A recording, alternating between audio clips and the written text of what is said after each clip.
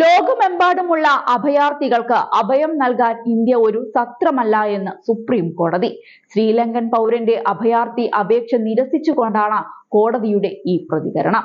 ശ്രീലങ്കയിൽ ഒരു കാലത്ത് സജീവമായിരുന്ന തീവ്രവാദ സംഘടനയായ ലിബറേഷൻ ടൈഗേഴ്സ് ഓഫ് തമിഴ് ഈഴവുമായി ബന്ധമുണ്ടെന്ന് സംശയിച്ച് 2015 അറസ്റ്റിലായ ഒരു ശ്രീലങ്കൻ പൗരന്റെ ഹർജി പരിഗണിക്കവെയാണ് കോടതിയുടെ പ്രതികരണം. Justice Dipankar Datta, justice K Vinod Chandran എന്നിവരടങ്ങിയ ബെഞ്ചാണ് ഹർജി പരിഗണിച്ചത്.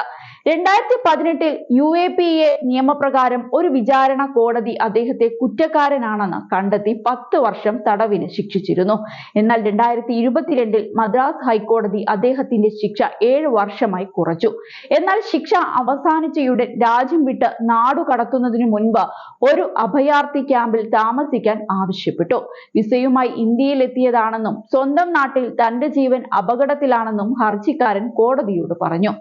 ഭാര്യയും കുട്ടികളും ഇന്ത്യയിൽ സ്ഥിര താമസമാക്കിയിട്ടുണ്ടെന്നും 3 വർഷത്തോളമായി താൻ തടങ്കലിൽ കഴിയുകയാണെന്നും നാടുകടത്തൽ പ്രക്രിയ ആരംഭിച്ചിട്ടില്ലെന്നും അദ്ദേഹം പറഞ്ഞു. ഇതിന് മറുപടി പറയവെയാണ് സുപ്രീം കോടതിയുടെ ഈ നിശിത വിമർശനം. ലോകമെമ്പാടുമുള്ള അഭയാർത്ഥികളെ ഇന്ത്യ സ്വീകരിക്കണം. 140 കോടി ജനങ്ങളുമായി നമ്മൾ ബുദ്ധിമുട്ടുകയാണ്. എല്ലായിടത്തു നിന്നുമുള്ള വിദേശ പൗരന്മാരെ സ്വീകരിക്കാൻ കഴിയുന്ന ഒരു ധർമ്മശാലയല്ല ഇതെന്നായിരുന്നു കോടതിയുടെ മറുപടി. ഭരണഘടനയുടെ ആർട്ടിക്കിൾ 21, ആർട്ടിക്കിൾ 19 എന്നിവ പ്രകാരമാണ് ഹർജിക്കാരന്റെ അഭിഭാഷകൻ വാദിച്ചത്. എന്നാൽ നിയമപ്രകാരം കസ്റ്റഡിയിലെടുത്തതിനാൽ ഹർജിക്കാരന്റെ തടങ്കൽ ആർട്ടിക്കിൾ 21 ലംഘനമല്ലെന്ന് ജസ്റ്റിസ് ദത്ത പറഞ്ഞു. ആർട്ടിക്കിൾ 19 ഇന്ത്യൻ പൗരന്മാർക്ക് മാത്രമേ ലഭ്യമാകൂ എന്നും കോടതി പ്രത്യേകം ചൂണ്ടിക്കാട്ടി.